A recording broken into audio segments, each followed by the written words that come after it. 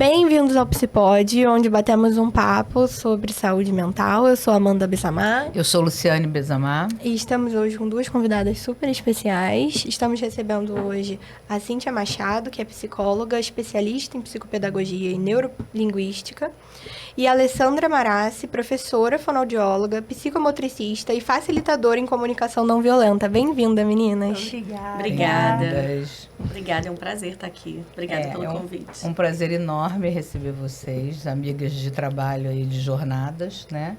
Eu acho que é isso, dentro da nossa área, a gente vai se encontrando em alguns momentos da vida e a gente vai encontrando as pessoas que vão fazendo a diferença. Eu acho que é disso um pouco que a gente quer falar hoje aqui, né? De onde e como a gente faz as diferenças. Acho que o onde e como faz as diferenças entram muito no nosso tópico de hoje, que é soft skills. Vamos voltar àquela nossa conversa sobre os temas práticos e como a técnica, sem você desenvolver habilidades práticas, acaba não alcançando o que você gostaria.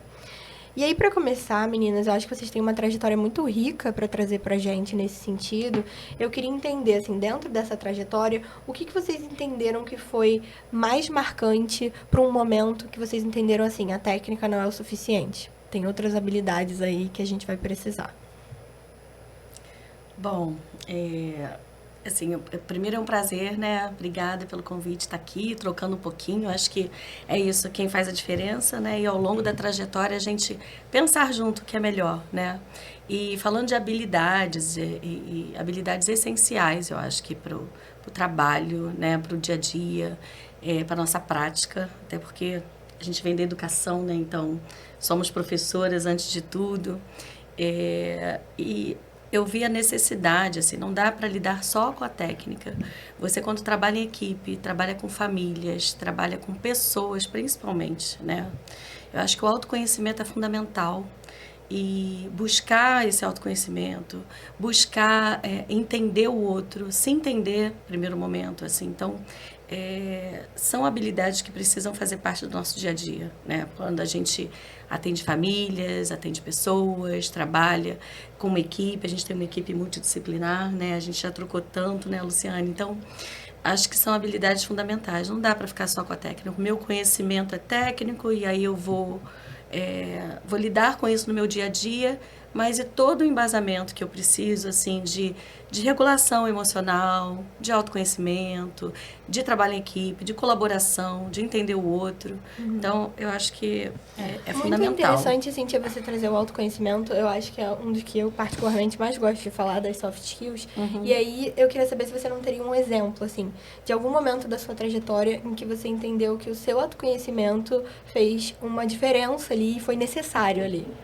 Sim, eu acho que assim, buscar, claro, né, a terapia fundamental para a gente se autoconhecer mesmo, né, saber até onde vai o meu limite, até no processo mesmo emocional, mental, de bem-estar, de qualidade de vida, né, para trabalhar com o outro o tempo todo, porque a gente trabalha diretamente com pessoas, com o emocional das pessoas, né, com a educação, com a trajetória, com o processo. Então, busquei terapia e uma outra coisa fundamental, atividade física e diária, me fez muita diferença, assim, uma coisa leve que você, né, a gente está falando aí, dopamina, serotonina, endorfina, é o dia a dia.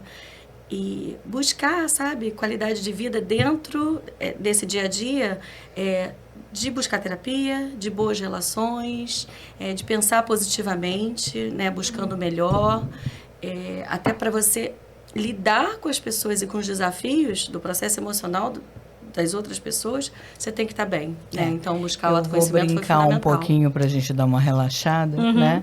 Que você, e eu acho que você tem plena autorregulação. Porque vocês que lidaram com família durante muito tempo, né, gente? E a gente sabe que muitas famílias, por dificuldades até, terceirizam as responsabilidades dos seus filhos. Né?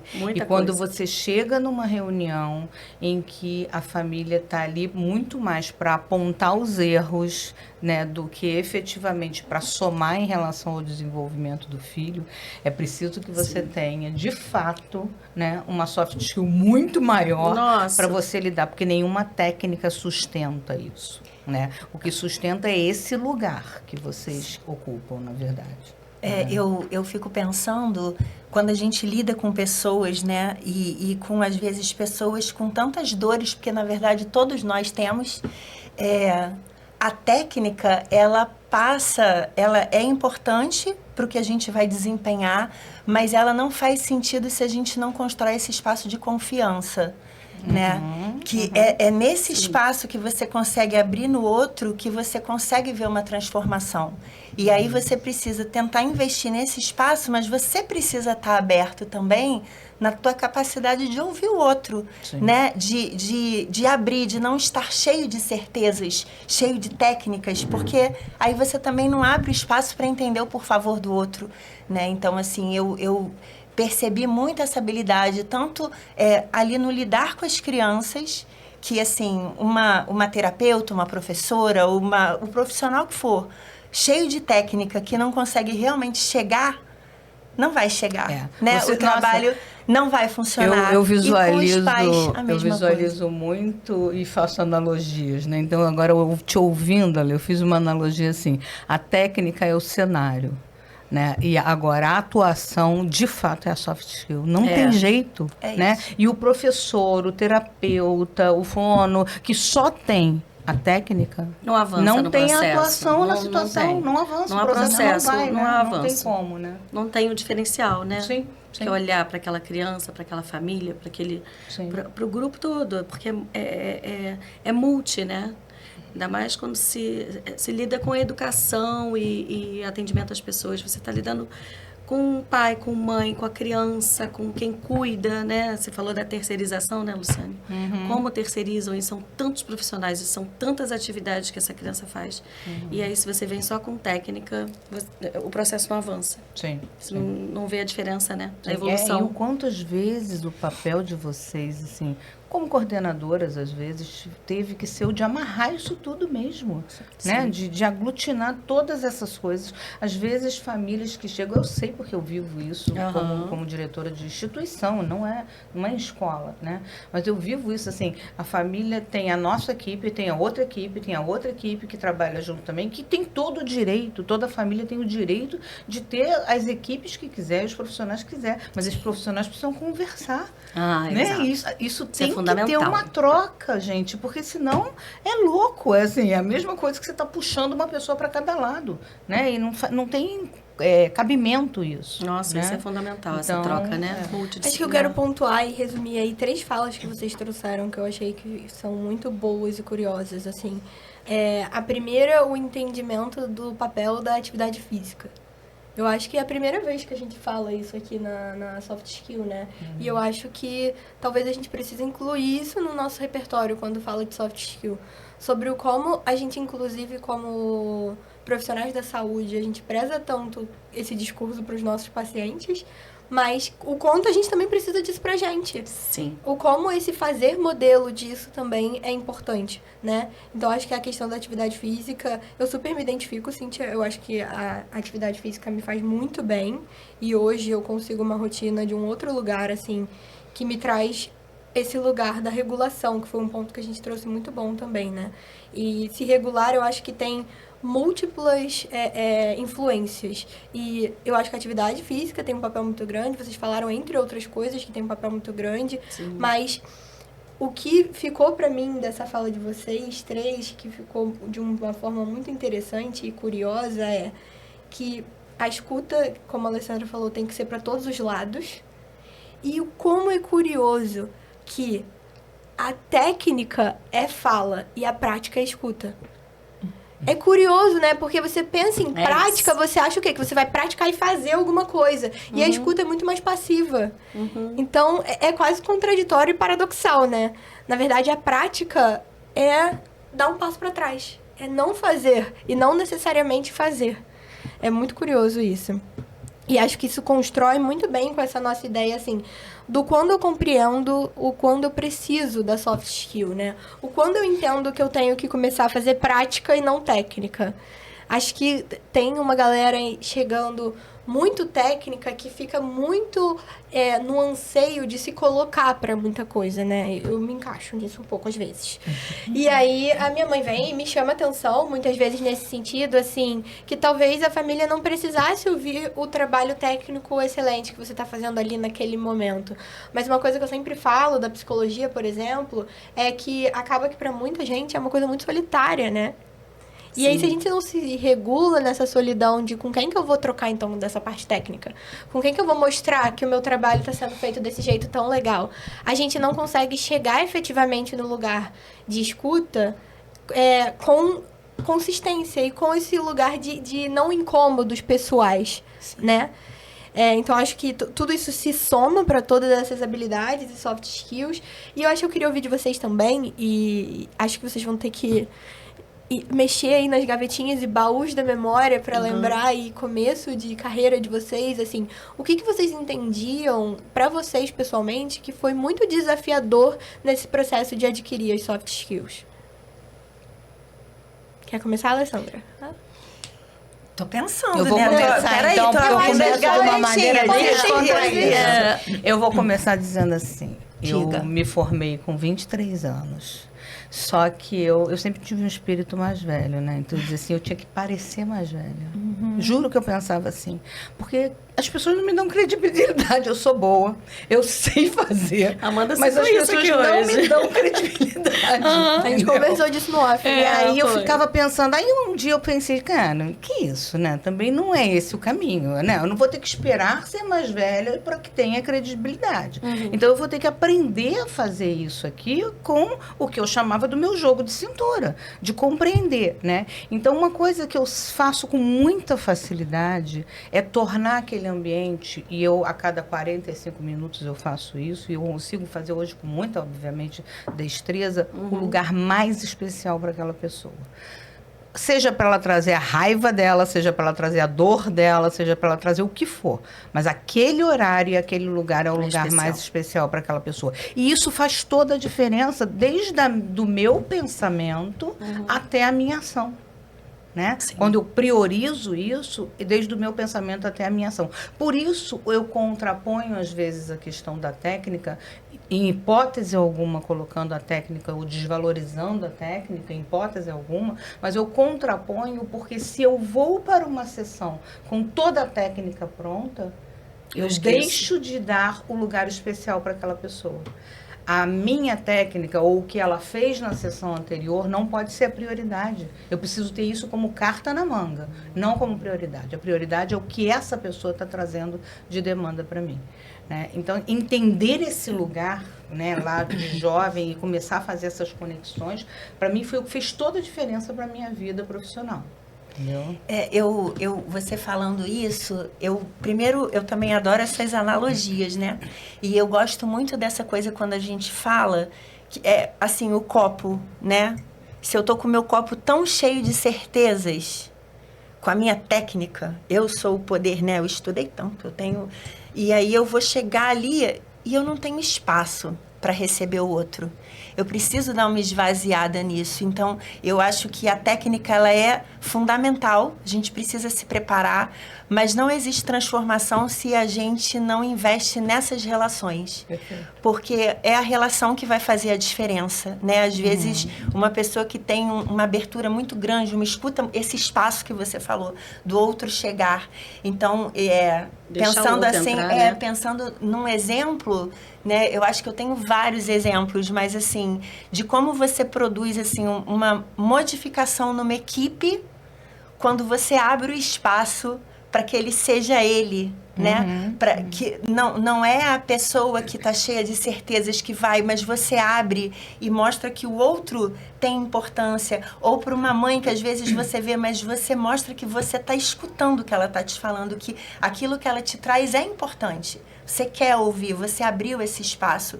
Então, eu percebo que isso vai fazendo toda a diferença mesmo nesses processos de relação, de trabalho com o nosso paciente ou na nossa família mesmo, né? Sim. Em todos os espaços de relação. Vou só completar um pouquinho, que está perfeita a tua fala, e acho que o lugar da certeza, ele te tira a humanidade. Sim. Né? Sim. Quando você está humano no contexto, você pode até dizer, não sei, mas vou me interessar em saber, vou procurar saber. Exatamente. E né? tá tudo bem, né? E tá tudo bem, né? Porque você não é o copo cheio o tempo todo. Sim. Você tá ali, você Você não recebe tem às todas vezes, as você é respostas, impactado né? às vezes por uma situação, uma notícia, uma coisa que a pessoa tem e que você não tem uma resposta Você pronta fala, para caramba, aquilo. e agora? Né? Né? O que eu É faço saber nesse lidar processo? com aquilo, né? E às vezes, assim, com pessoas, eu uso muito esse exemplo, né? Porque eu gosto dessa coisa concreta.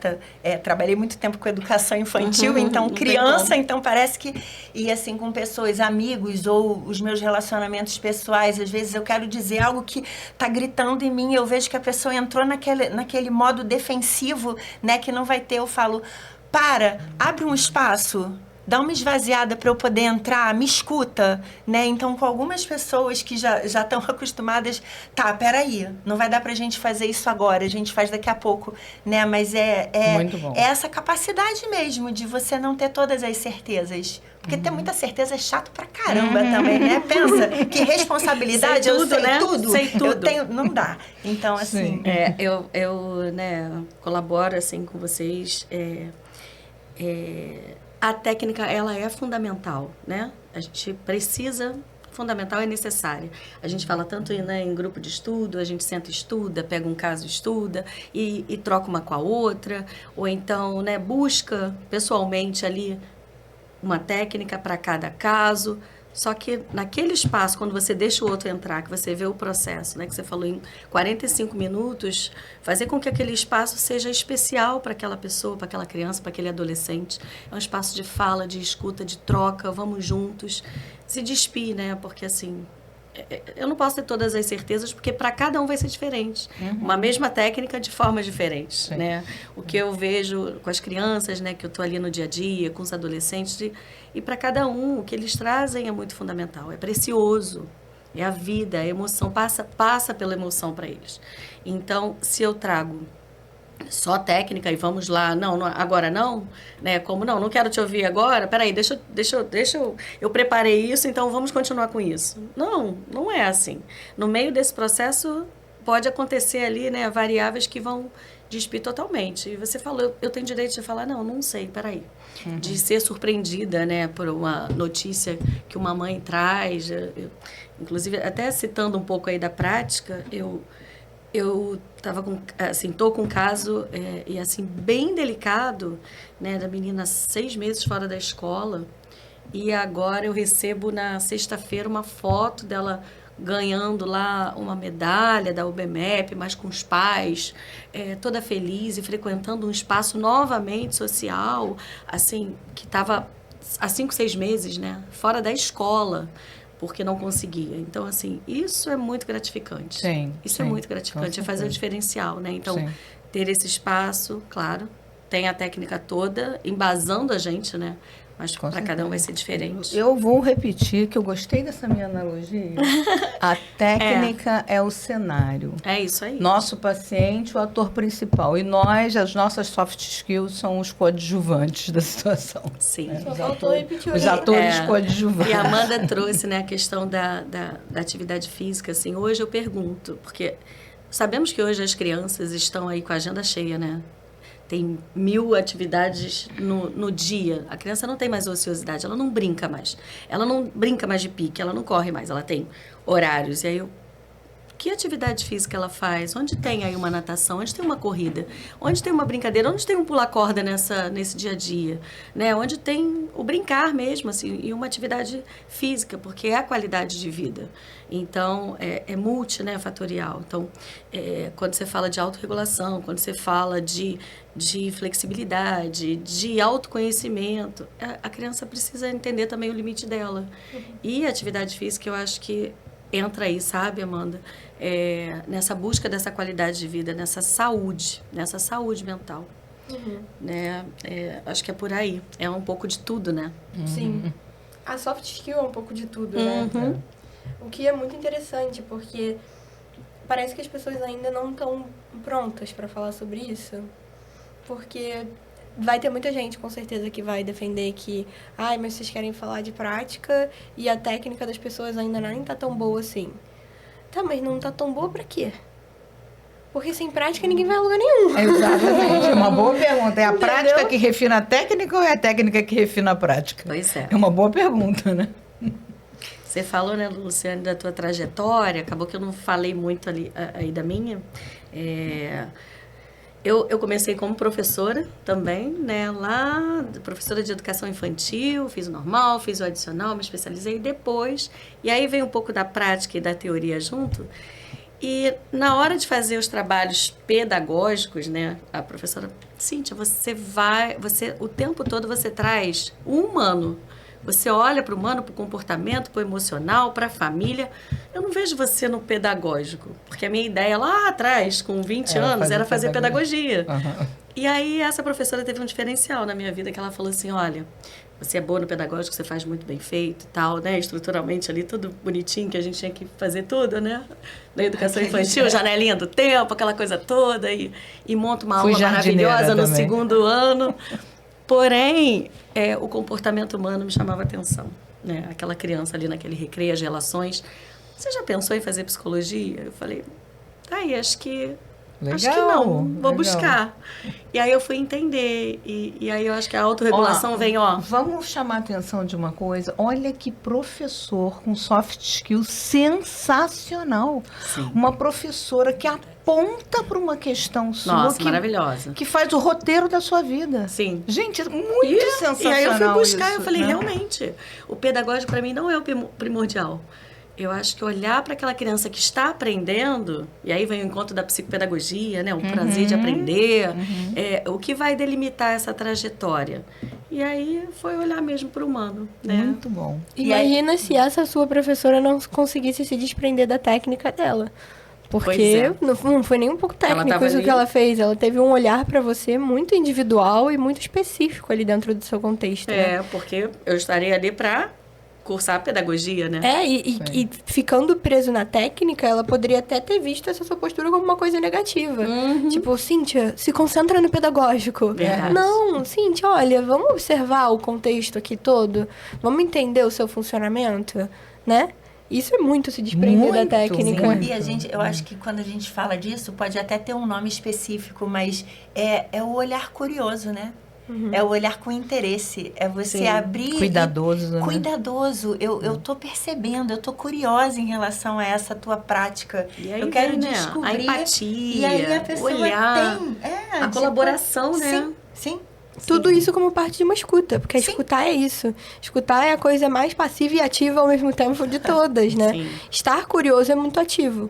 Mas para ela conseguir ter esse nível de curiosidade, ela precisa antes daquilo que a gente começou falando, que é ela conseguir se permitir não tá só técnica ali. Sim. Ela tá parando, escutando, cheia, né? te observando, com o copo não tão cheio.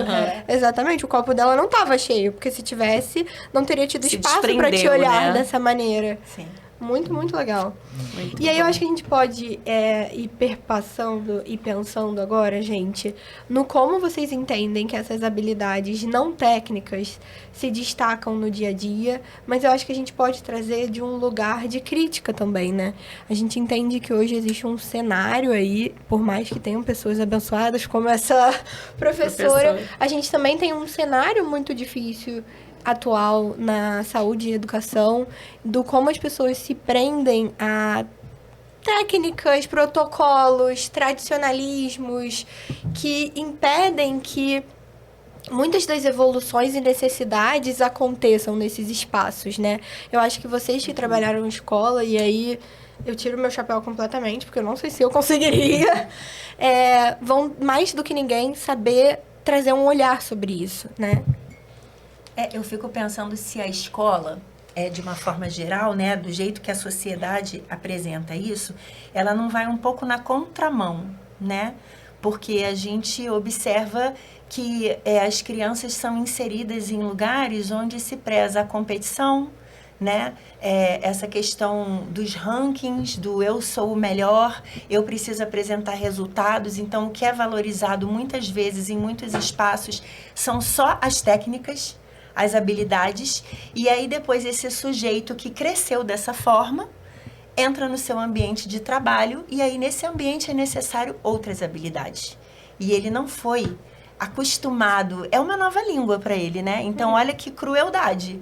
Então, agora você precisa olhar para o outro, agora você precisa ver a opinião dele, agora você precisa abrir o espaço, mas o tempo todo você estava ali querendo a medalha do melhor da sala, né? E teve outro que nunca foi o melhor. Então, eu acho que essa questão dessas habilidades emocionais, ela precisa ser olhada realmente com muita responsabilidade. Se a gente quer transformar, isso precisa começar cedo, porque vai facilitar, né? Então, você participa já de um processo de aprendizagem, de um processo de crescimento, onde você já aprende a ser colaborativo, você aprende a olhar para as suas emoções, você aprende a aceitar o que você sente, né? E aí você consegue olhar para o outro também. Sim. E aí olha esse profissional chegando numa equipe, que diferença. E né? eu acho que aqui no off a gente já estava falando um pouco sobre isso, né? E você trouxe uma coisa dessa ideia do colaborativo, e eu concordei totalmente, tanto com o seu discurso de agora, como a gente também estava conversando antes, quando você trouxe essa ideia de que tem um déficit nesse comportamento de já chegar num mercado de trabalho funcionando de forma colaborativa. E você trouxe a ideia de que existia uma necessidade disso ser trabalhado antes, né? E o que me veio à cabeça, assim, de paliativo, digamos assim, depois disso, agora, pensando, né, e construindo, eu enxergo isso, eu sou coordenadora atualmente, então eu vejo com o grupo de terapeutas que eu coordeno com um dos meus grupos, o como eles estão com essa dificuldade. E, para mim, eu sempre tentei muito com os meus grupos terapêuticos que os pacientes tivessem esse tipo de comportamento. Então, o comportamento colaborativo, o comportamento de estarem se ajudando e se compreendendo na dificuldade um do outro, é uma coisa que eu sempre preservei muito. E nos últimos tempos, a gente vem tido questões exatamente disso, assim. E eu vinha pensando assim, meu Deus, mas o que está acontecendo? Era tão mais natural esse movimento colaborativo dos pacientes. Agora eu tô mais só na coordenação, não tô no dia a dia. E aí, eu parei para reparar, depois dessa conversa com você no off, inclusive, o como os próprios terapeutas não estão tendo esse comportamento. Então, e o como os pacientes não podem estar reproduzindo isso de alguma forma. Não estão tendo. Sabe o que me ocorre? E deixa eu só pessoal, concluir. né? E aí, vem pra minha cabeça que o lugar paliativo de se trabalhar isso é interno. Tipo, a gente precisa começar com a gente. A gente precisa começar a olhar como terapeuta pro terapeuta do lado que tá trabalhando com a gente e funcionar realmente de forma colaborativa. O que eu quero falar é, antes de você... Eu acho que vocês me despertaram um fio aqui agora, gente. Olha só. Vamos pensar juntos algumas coisas. A gente tinha... Vamos falar da década de 70, 80, parte da década de 90. A gente tinha uma escola em que era um lugar de extrema diversidade, como é até hoje, mas a gente não tinha o quê? Conexão por telas. Não existia isso. Não. Então, as pessoas tinham que se conectar. As pessoas tinham que fazer enfrentamento. Gente, nossa, você não tem ideia quantas fichas caíram aqui, Alemão. Você falou isso. Sabe por quê? Olha só o que acontece. No final, no meado da década de 90 para o final, eu comecei a ser chamada, porque eu trabalhava para uma empresa, para fazer treinamento com o pessoal jovem que estava chegando para trabalhar, porque o pessoal não tinha algumas habilidades emocionais e sociais, não tinham. E aí a gente começou a ver, gente, está tendo um déficit nessas habilidades que até ali não se associava tanto à tela, porque nem era tanto quanto é hoje a tela. Ainda não estou falando da era smartphone ainda não, tá? Tô até um pouco antes, mas já tinha muita conexão, as pessoas já se conectavam de outra forma, né? Mensagem, né? E aí, o que acontece? A gente evolui para esse momento, gente, em que as pessoas não se conectam. As escolas precisam proibir, porque as pessoas literalmente não se conectam. E se conectar significava criar recursos. Criar recursos, porque se você não enfrenta uma disputa com seu colega no futebol ou na brincadeira, se você não entende que ganhar e perder faz parte da sua vida, se você não entende que você vai ter que ter algumas habilidades, talvez até algumas seduções para que você faça o outro te ouvir, se você Pra não lidar, né, aprende Luciane, com a diversidade, com as frustrações. Exatamente, com as O que frustrações. mais, hoje até me assusta, né? Sou, né, profissional da área de saúde mental e atendo crianças, mas assim, me assusta crianças, cada vez mais crianças de 3, 4, 5 anos. Os pais buscando, porque as crianças não conseguem se frustrar. Não suportam, né? Não suportam e, assim, não conseguem se relacionar, né? E aí a frustração é uma dos principais ali comportamentos que chamam a atenção. Então, não tem essa habilidade mesmo, porque não brincam, não lidam com isso. E tem os pais também o não prazer têm. imediato. Então, Eles vivem o prazer imediato o tempo todo. Cada vez está ficando mais imediato. E aí, Além do prazer imediato, você não precisa entrar numa negociação. Eles jogam. Você não tá bom, você desliga. Não, eles jogam online com outros Então, grupos. Se e não aí- tá bom, você joga sozinho. E Isso. você se dá pra ver cada vez sozinho. cada Você vez desliga, mais mas sozinho. ainda, né? Precisa. E aí o recreio, Né? o que se tornou um recreio de uma escola? Que era o lugar que a gente fazia o quê? A gente brincava, se socializava, Crescia pedia, emocionalmente e crescia socialmente, emocionalmente, né? Todos os soft skills aí que a gente está falando é isso. É se autorregular, é flexibilizar, é trabalhar em equipe, é jogar. São jogos que eles fazem. Eles ficam aqui o tempo todo, individualmente, e não se relacionam. Então, é muito sério isso. Muito sério, E aí, muito sério. né, você falou, vem ao encontro mesmo da proibição, porque assim, eles não se relacionam mais. Sim, sim. E aí, final E de às semana, o que vezes- você fez? Nada, fiquei jogando o dia todo. E o dia curioso todo. é que às vezes eles nem se percebem dentro disso. Ontem eu fiquei até tarde com as minhas adolescentes lá de casa, arrumando mala, e elas vieram conversar comigo. E aí a gente tava falando de momento de pandemia. Teve uma amiga da Catarina, né, minha irmã adolescente de 17, que passou muito tempo lá em casa, mas tinha momentos que ela ficava muito isolada. E eu chego e falo pra elas ontem assim, mas uma coisa que eu nunca compreendi de vocês é o como vocês conseguem estar as duas juntas, melhores amigas, sempre tem assunto, no mesmo ambiente, cada uma vendo uma coisa na sua tela. E aí, assim, ela para pra refletir, a minha irmã, e uma hora ela chega e fala pra mim, ai, mas eu nem gosto disso. Por que faz, então? Tá tão no automático, Eu né? nem gosto Tá disso. tão no automático, Mas é tá tão isso. viciante. Você Talvez não perde, saiba fazer diferente. perde uma É. percepção do como Sim. as coisas estão acontecendo. Por mais que você tenha, inclusive, os valores preservados.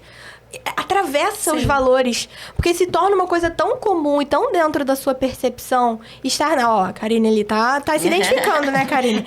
Tão comum você tá nessa percepção e tá funcionando dentro daquilo que às vezes você não gosta. Você sabe que você não quer, mas você não aplica isso na prática. Você tá agindo fora do que você acredita, inclusive. Você Sim. sente falta do outro. Eu conheço... Mas quando a gente tem a experiência do outro. Isso! As crianças sequer Não têm, né? tem. Então, assim, eu já ouvi uma menina também, uma adolescente, passando por situações difíceis, e eu perguntei, e com quem você conversa? Com ninguém. Com ninguém. Chat GPT hoje Mas em dia. você sai, você ninguém. sai com seus amigos, você tá ali com eles. Você não contou pra ninguém? Não, eu não contei, porque eu não conheço esse lugar, né? De compartilhar, Eu não né? conheço, Sim, De eu não... compartilhar. Sim. Vamos compartilhar o quê? Coisas boas, né? Felicidades, alegrias, tristezas. Não, mas mal-estar. compartilhar hoje não é isso, né? Não, Compartilhar é você compartilhar é, pegar a vamos lá. foto e reproduzir vamos- no seu exato. feed. Isso é compartilhar. Isso é Nossa, muito é um grave, tema que né, dá pra gente? muita coisa, hein? Muita Tô coisa. aqui Muita coisa. Pensando, nossa, A veio- cabeça vai... Mas, e tudo... E as coisas vão fazendo sentido, né? Sim. Vai fazendo sentido essa galera que chega sem essas habilidades, né? Cê- Porque não vivenciou Não. isso, né? E você tocou, né, aí na crítica e tal, trazendo aí uma das habilidades também que eu vejo até no mercado de trabalho, né? A Alessandra colocou muito bem que isso tinha que ser muito anteriormente, né? Ali na escola, colaboração. E aí a gente chegou ao ponto de falar, que colaboração que não tem? Mas a liderança, né? Liderança é uma habilidade fundamental né? Para quem está chegando no mercado de trabalho, para quem está dentro de uma escola mesmo, né? Me lembrou aqui liderança, o representante de turma é um líder, né? E que diferencial ele pode fazer naquela turma, Mas se tá todo mundo isolado, quem que lidera? quem lidera? Mas aí é que tá. Que liderança é essa? É uma liderança autoritária? É uma liderança colaborativa? Porque se a minha liderança for autoritária, eu também não vejo o outro crescer, né? Não dou espaço para o outro. Não compartilho. Agora, se eu for um líder que eu consigo ouvir o outro, que eu consigo, me colocar no meu lugar ali, né? Dar um frear, ouvir o outro, né? Tanto na nossa equipe, né, o que a gente, com as professoras, com as famílias, eu não posso ser a líder ali, com a técnica, a líder e eu sei da verdade toda. Então, é uma habilidade que a gente precisa ir, que liderança é essa, né? O que eu espero disso? Que também me chama atenção. Então, eu gosto do pensamento que líderes são aqueles que criam zonas de desconforto, não de conforto. Sim. O bom líder não cria zonas de conforto. O que é muito difícil para essa geração que não sabe lidar com desconforto, né? Exato, é isso. Aí chega no mercado de trabalho como? Eu e minha chefe, e assim, a primeira oportunidade tchau, tô fora. tchau, e aí, tchau, chegamos num outro ponto, a geração que não tem compromisso com o trabalho. Não. Isso é a geração do tô fora. Do tô fora. Tô fora. Não me agradou isso aqui. Pra quê? Minha chefe me falou isso? Não, tô fora. Ué, mas peraí, então vamos lá, né? Vamos pensar sobre isso. Porque você vai fazer o quê? Você vai ficar migrando? E todos os tipos de tô fora, né? Desde a demissão ao largar de mão as funções.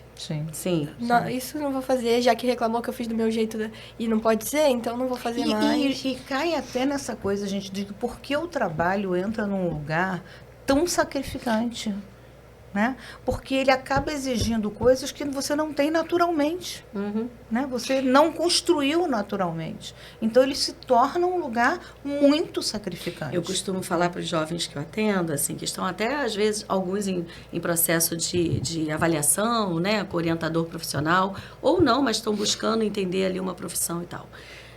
Você já parou para pensar que você vai passar pelo menos 30, 35 horas do seu dia no seu trabalho? Tem que ser algo que você goste, tem que ser algo que lhe dê prazer. Você não pode ficar esperando chegar uma sexta-feira para você curtir a vida, tipo, louca pelo final de semana. Não, o seu dia a dia tem que ser prazeroso, né? Eu tenho muito prazer no que eu faço, então eu vou com muito empolgada. Eu acho que o que essa geração não entende é que esse gostar e esse prazer é uma coisa ativa, não é uma coisa passiva. Você não vai chegar em qualquer ambiente de trabalho já gostando e sentindo prazer. A dopamina não é produzida não é assim, dessa né? forma. Não é eu sentar, não é a mesma coisa que sentar e rolar um feed. Você não vai chegar no seu ambiente de trabalho e esse prazer que a Cíntia tá falando vai estar lá pra você. Sim, não, verdade. é uma coisa construída também, né? E se eu não quero sentir desconforto, por que eu vou ter o trabalho de construir esse meu lugar de gosto? E o esse prazer tem isso, as metas, né? O prazer não está ali, né? O prazer está lá na frente, em você alcançar coisas, se tornar um bom... Mas isso exige esforços. E esse meio do caminho esse processo, né? Essas etapas que você vai adquirindo, vivenciando, se frustrando, conhecendo, buscando, isso é fundamental. E hoje o que a gente vê é isso, assim, a desistência é muito mais rápida, né? Dá muito trabalho. Sim, então, eu abro o espaço de questionamento para os jovens que estão ali, né, até no processo terapêutico, para entender o autoconhecimento de que o que eu quero para a minha vida. Eu tenho que escolher com 17, 18 anos uma profissão. E vamos combinar, é complicado, né? É conflitante. Não tem essa maturidade toda. Eu falei, então busca entender o quê? Que habilidades você tem? Quais são as suas habilidades? O que você gosta? Quais são os seus interesses? Soft skills está em tudo, né? Então, assim, tentar entender. Se eu vou buscar uma profissão, eu tenho que entender e me conhecer primeiro. O que eu gosto de fazer? Porque não é o que o meu pai vai escolher, o que minha mãe, porque minha mãe já é dentista, então eu vou fazer odontologia também. Ou então porque meu pai é advogado, tem um escritório bem sucedido, que eu tenho que fazer direito também. Então, assim, que habilidade eu tenho para lidar no dia a dia, né? Sim. É isso, gente, excelente. Eu acho que agora vocês podem deixar aí, cada uma, um último conselho para... Acho que a gente falou para um público tão amplo hoje, né? Verdade. Então, deixar um último conselho final sobre essas habilidades de alguma forma. O que vocês diriam para quem está escutando a gente e se identificando nesse lugar de necessidade de desenvolvimento das soft skills? Bom, eu vejo realmente a necessidade de cada um buscar o autoconhecimento, sabe? Eu acho que a gente falou aqui, assim, mas eu reforço porque eu acho que o autoconhecimento é fundamental para todas as outras habilidades. Porque é autorregulação, é autoconsciência, é o prazer, né, de você entender o que você quer, o que você gosta, o que lhe faz bem. Porque, e não é piegas, assim, porque qualidade de vida é tudo.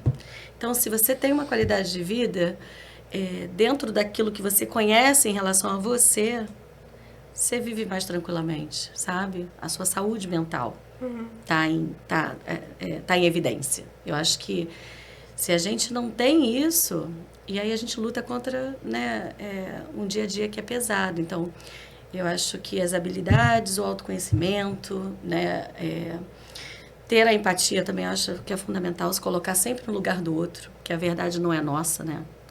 E quando a gente vive em sociedade, somos humanos, então somos seres sociais. Então, se colocar no lugar do outro e se entender, se autoconhecer. E aí, eu acho que já é meio de campo. Excelente, Cíntia. Assim, fica tudo tão misturado, né? Porque a gente... Mas eu diria assim, antes do outro, antes da gente pensar em se relacionar com o outro, mergulhem em vocês, né? Mergulhem nos seus gostos, nas suas emoções, se permitam sentir, porque eu acho que falta isso das pessoas, elas não se permitem, elas acreditam que sentir é fraqueza e, na minha concepção, sentir é um grande poder, né? Quando a gente sente e identifica isso. Então, mergulhem nisso para que depois vocês descubram a lindeza que é se relacionar, que é colaborar, que é viver aí num mundo diferente, né? Que não é tão solitário e que nessas relações, por mais desafiadoras que elas sejam, porque elas são, né? São pessoas diferentes, mas quanta beleza tem nisso, né? E como a vida passa a ter um outro sentido, como talvez a gente descubra realmente o gosto de estar com o outro, de ir para o trabalho, de ir para... Porque você vai descobrindo essas riquezas nessas relações, né? Eu acho que só para somar a fala de vocês, que fica muito forte para mim desse podcast, é que tudo isso que vocês falaram agora, por exemplo, e todo esse lugar é um esforço. Não é uma coisa passiva.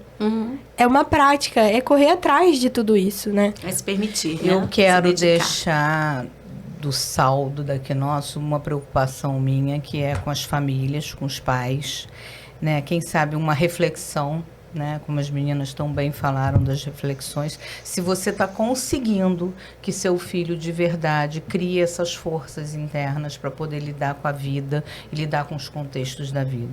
Quando a gente pensa em atender ao desejo imediato do nosso filho, a não deixar ele se frustrar, o que a gente está somando a isso? Porque a vida está ali na frente. E a gente cria... É muito curioso, eu gosto muito dessa fala, que é a gente cria os filhos no presente com os valores do passado para que vivam no futuro.